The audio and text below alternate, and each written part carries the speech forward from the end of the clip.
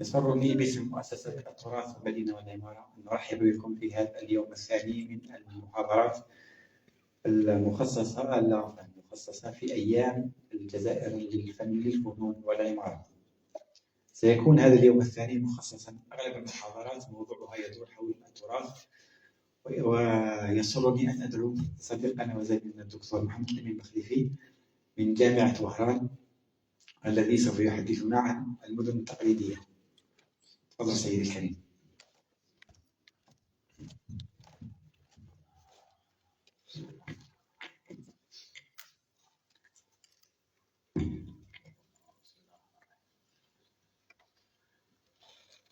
بسم الله الرحمن الرحيم والصلاة والسلام على رسول الله. Alphonse Karr disait: le soleil ne chauffe que la peau, les passions échauffent le sang. L'événement présent est une rencontre entre passionnés d'art, d'architecture et du patrimoine algérien. Dans ce sens, j'exprime mes remerciements et mes gratitudes à un confrère, un ami et un frère passionné d'architecture et du patrimoine algérien. Il s'agit de Farid Ben Salim, Monsieur Farid Ben Salim. Et à travers mon frère Farid, je tiens à remercier l'ensemble de la Fondation RCA et le ministère de la Culture pour les efforts fournis. Pour ma modeste personne, c'est une occasion ultime de partager cette passion, non pas pour communiquer, mais pour échanger, mais encore pour surtout apprendre de mes collègues. Et encore, je suis bien honoré aujourd'hui d'être présent aux côtés de mon enseignant, M. Mustafa Ben Hamouch. On dit La yuftawa maliku fil Medina. Dans notre thématique, notre malik à nous, c'est M. Ben Hamouch. Donc, professeur, considérez-moi comme Abdelrahman Ben Qasim ou Al-Assad Ben Fourat. Donc, chers amis, si vous permettez, mon intervention s'intitule Comprendre la ville traditionnelle par les paradigmes. L'Algérie, par son riche patrimoine divers, elle s'est inscrite dans la dynamique sur la préservation des ensembles patrimoniaux, surtout qui a commencé avec la deuxième moitié du XXe siècle. Donc, au-delà de la protection du placement, comprendre cette ville, cette structure, demeure toujours une question fondamentale. Peut-être pour bien résumer la problématique, j'aime bien citer Aristote, lorsqu'il disait il n'y a pas une seule méthode unique pour étudier les choses. Parce que évoquer la ville traditionnelle tourne souvent autour des questions, comme existe-t-il une ville islamique traditionnelle? S'agit-il de villes islamiques, de villes de musulmans, de villes d'arabes ou autres? Si oui, qu'est-ce que vraiment cette ville traditionnelle? Donc, peut-être l'intérêt scientifique a commencé avec les orientalistes fin du 19e, mais leur conclusion n'échappait pas aux généralités, aux subjectivités, et ces jugements de valeur gâchaient leurs résultats parfois d'excellence et influencent toujours les connaissances sur la ville traditionnelle. Parallèlement, penser la ville d'un point de vue général était soumis aux méthodes rigides et aux enclaves disciplinaires. Bon, le raisonnement balancé entre utopie, comme vous voyez le projet de Tony Garnier ou la ville linéaire d'Anton Soria, et déterminisme, si on peut dire. Et si on veut résumer cette situation, c'était entre imaginaire, stéréotype et opérationnel. Donc, si on veut projeter ça sur la ville islamique, bon, l'imaginaire, c'était un petit peu l'approche orientaliste qu'on va développer après. Les stéréotypes, c'est-à-dire, cette ville c'est quoi? C'est une ville anarchique, de maisons introverties, avec les équipements accompagnateurs des médersa, la formation anarchique des marchés et les types des mosquées. Encore pour l'opérationnel, on peut citer par exemple le plan Auguste de Le Corbusier à Alger et même Le Corbusier était influencé par ces stéréotypes. On peut parler de ces croquis, ces schémas, développés dans son texte Poésie sur Alger. Vous voyez. Donc, par contre, avec l'évolution dans la recherche scientifique, la transgression des frontières disciplinaires, surtout dotée d'approches souples, est devenue nécessaire. Thomas Kuhn, dans son travail avant-gardiste, La révolution des structures scientifiques 1962, il propose paradigme pour redéfinir les problématiques scientifiques, les méthodologies scientifiques.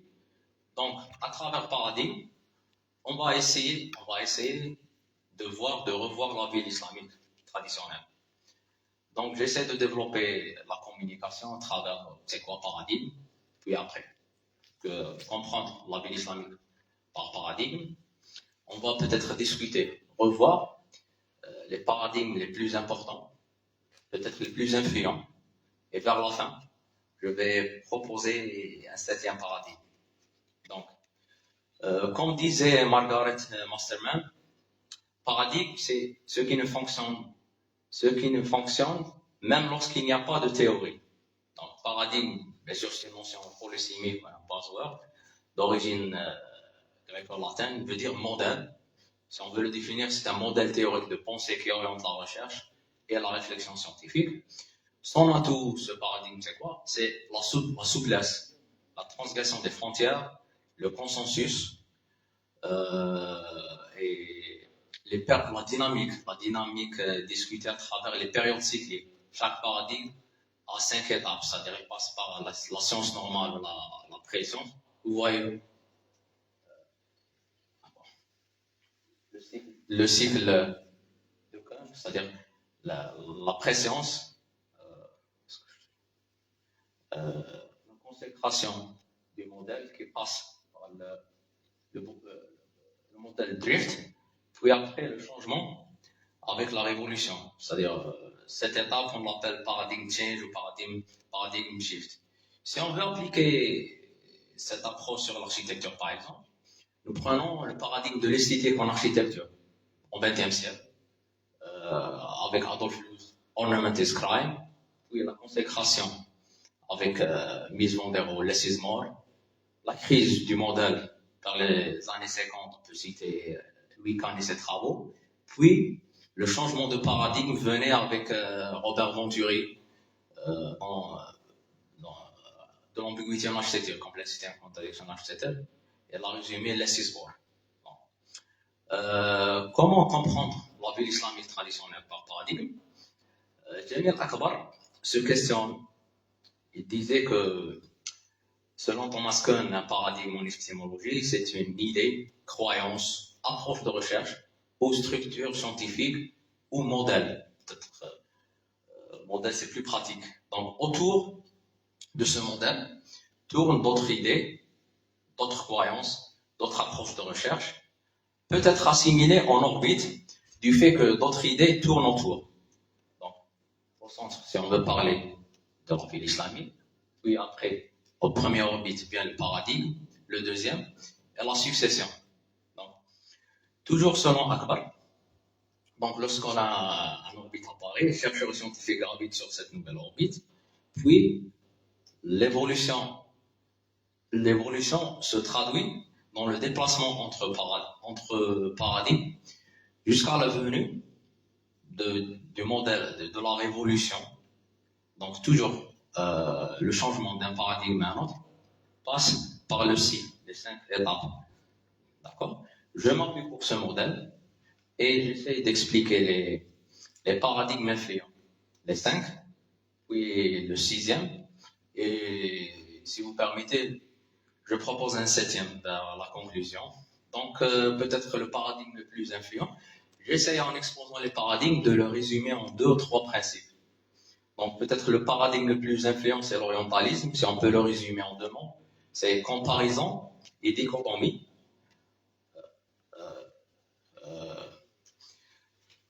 Ces études se basaient sur les méthodologies appliquées en Occident, puis projetées dans le monde islamique, Leur base était la pensée dichotomique de Weber, de l'école de Chicago. L'orientalisme, bien sûr, commença avec les récits de voyageurs, les expéditions archéologiques, mais peut-être sur le plan scientifique avec l'article fondateur de William Marcy, 1928, l'islamisme et la vie urbaine. Bon, le modèle est orientaliste supposé. Vous voyez ça. Suppose un tissu urbain composé d'une grande mosquée centrale, d'un organisme de marché, de quartiers fragmentés, le marché agencé aux mosquées, et les quartiers divisés selon les groupes religieux ou sociaux.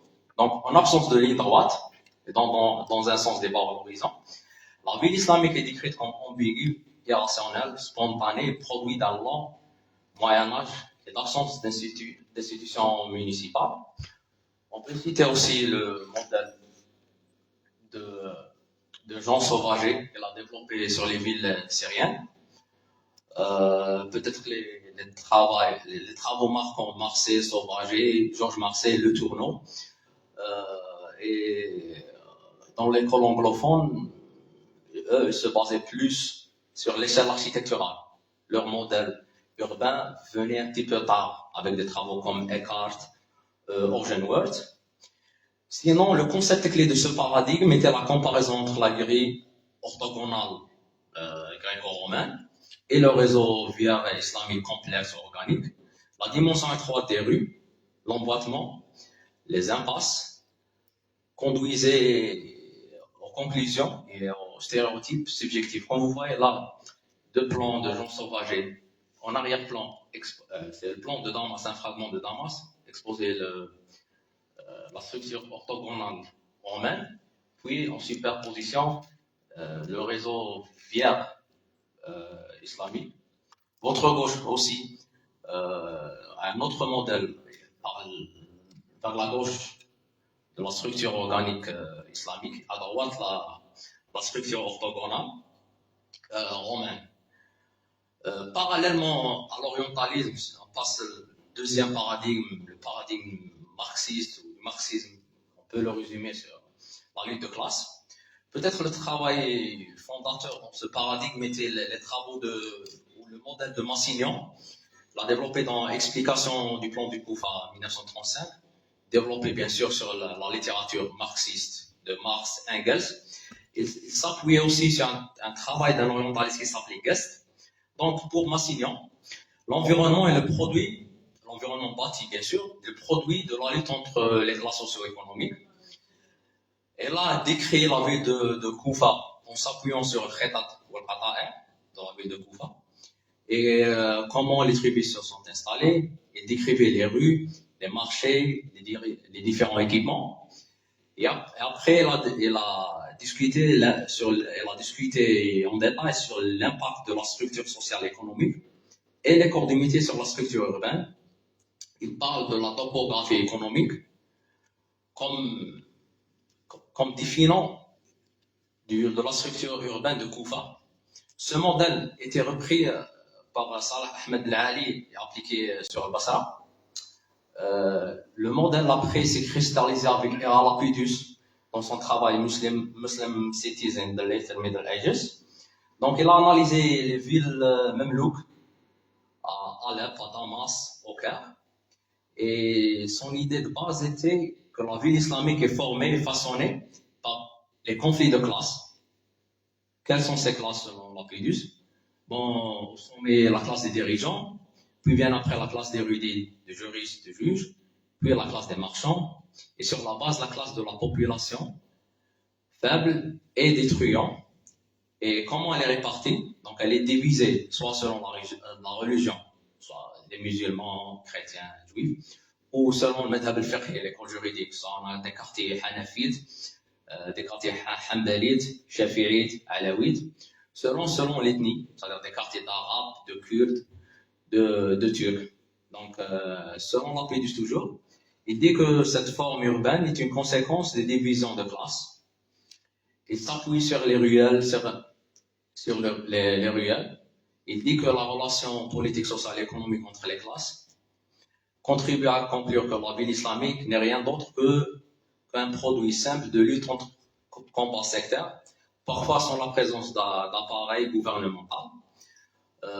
Presque c'est les mêmes conclusions orientalistes, autrement dit. J'explique peut-être après en détail les deux schémas sur la porte, sur les portes et les ruelles et l'impact de la structure urbaine sur les portes. Pour le troisième paradigme, le paradigme de fonctionnalité, on peut le définir par organisation spatiale et structurelle, toujours dans la continuité après l'orientalisme et le marxisme. Le premier à développer c'était Gustav von Grambaum dans The Structure of Muslim Town, 1955. Il s'appuyait, lui, sur le modèle de Marseille de Sauvager. Il a essayé de détailler la forme urbaine par description. Donc, chaque élément a sa propre forme, emplacement et influence. Il restait dans l'analogie, dans la comparaison entre villes chrétiennes, c'est-à-dire et villes musulmanes. Il compare l'église centrale à la mosquée.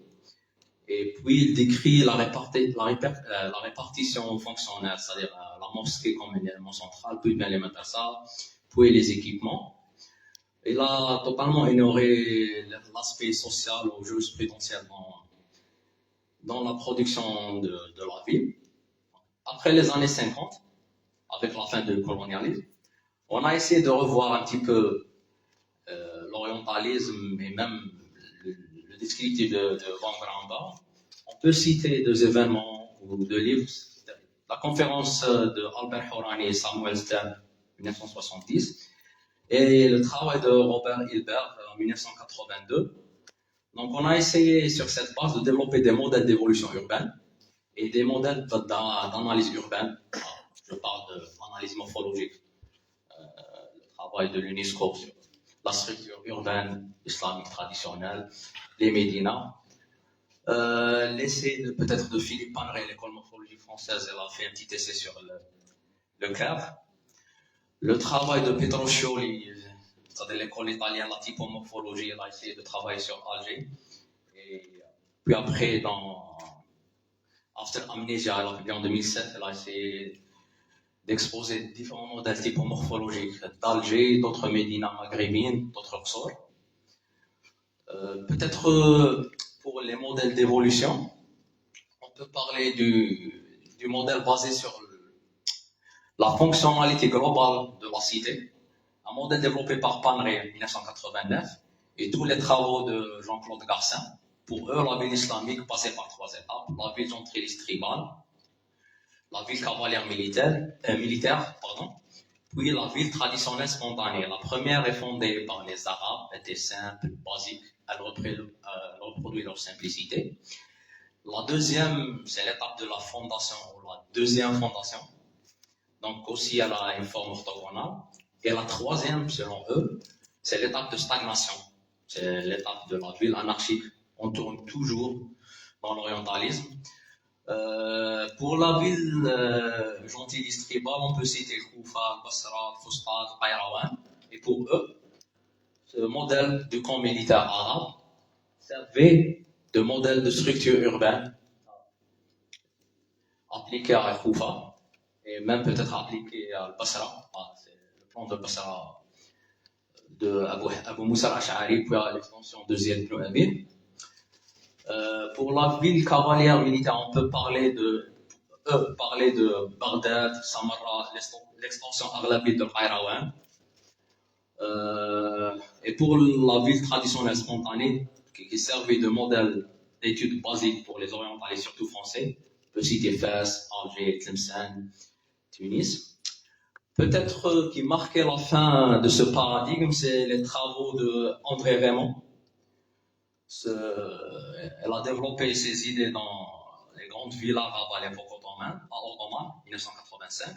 Elle a essayé de revoir l'hypothèse et les conclusions fondatrices de l'orientalisme, même il le qualifia de mythe. Il confirma l'existence d'un système urbain interne bien défini, dynamique, et elle approuva l'organisation fonctionnelle et structurelle. Bon, lui, il a essayé d'analyser un petit peu l'ensemble des villes dans le monde musulman, le Caire, Alger, Tunis, Damas, Alep et même Mosul et Bagdad. Mais malgré ce changement de direction, on restait toujours dans le stade de description statique de ce modèle. On ne comprenait pas encore c'est quoi la ville islamique. Et encore, même dans des travaux récents, on restait dans l'orientalisme. Peut-être on peut citer le travail de Rémi Alain, Morphologie urbaine, il l'a publié en 2004. Il restait dans l'orientalisme basique, c'est-à-dire c'est quoi la ville islamique, c'est l'évolution anarchique, c'est l'absence d'urbanisme, c'est l'espace restreint mal défini par le droit musulman.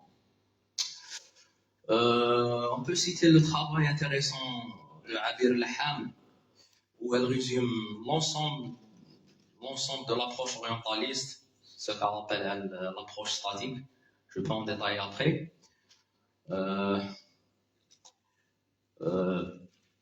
Toujours en évolution, si on peut parler d'un autre paradigme, planification, peut-être il s'agit du rapport entre autorité et habitant. Ce paradigme était développé généralement par des chercheurs et des historiens musulmans. Je cite principalement Kadhim el-Janabi dans Takhtit al-Koufa en 1967, Hicham Jaïd sur son travail sur le Koufa en 1986 et Nizar Sayyad dans son texte C'était un calife. Pour eux, ils essayaient de s'opposer aux stéréotypes orientalistes, surtout sur le caractère aléatoire dans la planification et dans la gouvernance. Eux, ils se basaient surtout sur les travaux d'historiens musulmans. On peut citer Tarikh Dimashq ibn Asakir, طبقات لابن سعد, معجم البلدان الحموي, بلدان البلدري, تاريخ طبري, et encore الخطط المقريزية. Vous voyez sur votre droite, c'est l'hypothèse d'une reconstitution de Khatat de Koufa selon Hicham Jaïd. Et dans ce paradigme, on tournait l'inverse, mais on restait peut-être dans la même orbite. Je parle de l'orbite orientaliste. Peut-être le modèle intéressant, c'était la proposition de Kadhim el-Janabi. Elle a essayé de reconstituer tout le process de Koufa par ses khatat. Bon, bien sûr, la fondation du Sahel, la fondation centre du Sahel, qui faisait 480 par 480 mètres, puis Dar el-Imara après, puis le Manahij, c'est-à-dire les rues principales qui faisaient 40 coudées, puis les rues principales qui faisaient 30 coudées, puis les rues secondaires qui faisaient 20, et en dernier, l'Azirqa en 7 coudées. Et l'unité résidentielle s'appelait Kheta. Elle abritait un clan ou deux clans, c'est-à-dire les clans arabes, Hamadan, Taghlib, Tharif. Bon, ça c'est une description de Sahn central, on peut en venir après. Et Hicham Jaïd, elle a essayé même de discuter le Koufa à l'époque omeyyade. En étudiant ces références islamiques, il parle et citait Abul Hayyaj al-Asadi comme le premier peut-être urbanisme musulman. C'est-à-dire, le premier acte d'urbanisme musulman, c'était le Khatat al-Koufa lors de la fondation de Koufa par Abul Hayyaj al-Asadi. À en discuter, à en développer. Pour le cinquième paradigme, si on veut parler, peut-être on veut changer de dimension avec le régionalisme critique. Bon, le régionalisme critique était développé spécialement par Dogan Kuban et autres. Pour eux, il existe une ville traditionnelle, mais pas islamique. Surtout, Kuban disait que la ville islamique n'a aucun sens, c'est absurde, c'est une création occidentale par les orientalistes. C'est-à-dire, pour unifier le modèle de la ville islamique, et pour faciliter la chose, il fallait étudier un seul modèle, sinon peut-être il fallait étudier l'architecture et l'urbanisme du Maghreb, de l'Égypte, du Levant, du Golfe. Il développe, il dit que une mosquée en Chine d'un musulman est plus proche d'une maison d'un non-musulman chinois, et non pas d'une mosquée maghrébine. Il parle d'architecture régionale, d'urbanisme régionaliste, basé sur la culture et le contexte. Pour lui, l'impossibilité du modèle islamique vient de l'hétérogénéité de ce monde islamique. Cet environnement, selon Kuban et l'ensemble de ce paradigme, vient du matériau, du climat, des techniques constructives. Donc, un petit peu résumé, les 3 premiers paradigmes ont été dans l'existence du modèle, existence et présence du modèle, présence de la vie islamique. Donc, pour le paradigme de planification, on était dans le contre-modèle, et avec le régionalisme critique, on est dans de l'anti-modèle. Ce paradigme était développé aussi par Amos Rapoport, surtout dans House Form and Culture en 1969, toujours dans le même discours. La forme de la maison est la base de l'architecture régionale. Elle est basée sur la géographie, le climat, les techniques constructives, les matériaux de construction.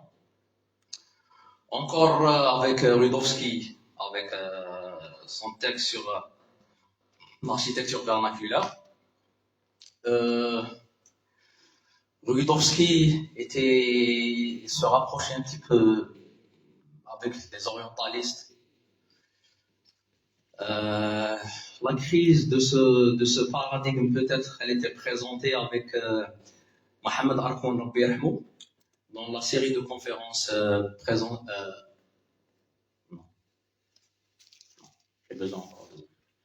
dans la série de conférences développées par la Fondation Aga Khan. Donc, il proposait un modèle. Il dit que la culture est constituée de 3 strates. Orale, profonde, écrite, semi-profonde, et la sécularisée, la culture matérialiste, qui était un petit peu l'apparent de l'iceberg. Et selon Harkoun, la fusion entre les 2 premiers nous donne la 3e.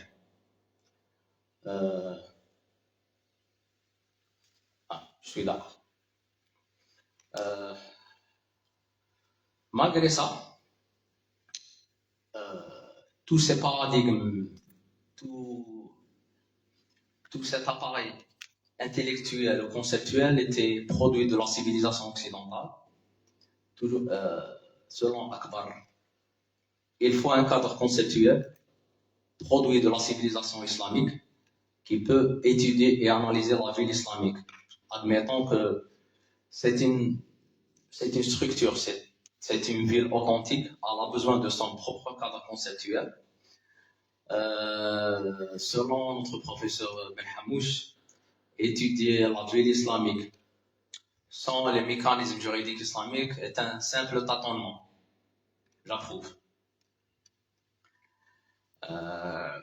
On passe vers le 6e paradigme. Là, on est dans le changement de paradigme.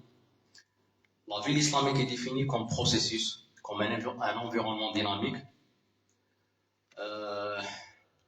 Ce paradigme, peut-être pour la première fois, a été proposé par Robert Braunschweig dans son texte avant-gardiste, l'étude d'islamologie. Il a étudié les manuscrits de l'imam Ibn Rami. Il parlait de l'impact de la jurisprudence sur la structure urbaine islamique. Et il a essayé de développer un modèle sur la jurisprudence shafi'ite en Égypte et le malikisme ici au Maghreb. Mais ça commence à prendre forme, ce paradigme, après la série de conférences dans les années 80, King Faisal University. Donc, on a commencé à changer le paradigme, bien sûr, avec Salah Al-Hadloul, Akbar, Hakim, Anderson, Lecoq. Selon eux, la ville islamique est définie comme un environnement dynamique, le résultat d'un processus actif de la symbiose entre jurisprudence et différents facteurs intervenants. Donc, c'est un paradigme plus souple, qui ouvre plus de perspectives. Cet environnement dynamique est une symbiose entre la distribution de pouvoir et les composants de la ville. Et chaque composant, on peut le comprendre dans ces trois préceptes: propriété, contrôle, utilisation. La distribution de pouvoir, elle est ce qu'on appelle le wilaya. Elle est distribuée en trois niveaux: public, aux décisions faites par le gouvernement; privé, par les habitants; collectif ou intermédiaire, par les institutions à l'image des muhtasib et des juristes. Donc, ces pouvoirs agissaient au même moment dans la ville islamique.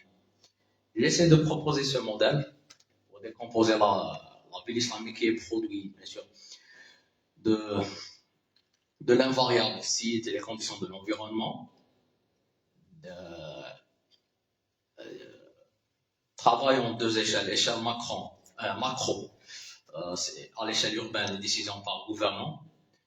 Donc, en jurisprudence, on est dans la politique légale. La politique légale, siyasa sharia, ça se résume dans le choix et l'implantation des terrains, l'édification des équipements, l'entretien des équipements. À échelle micro, c'est-à-dire, on est dans les mécanismes juridiques islamiques. C'est une échelle de l'habitat, du voisinage, des décisions prises par les citoyens. Et à échelle maison intermédiaire, c'est l'échelle de contrôle et de la régulation.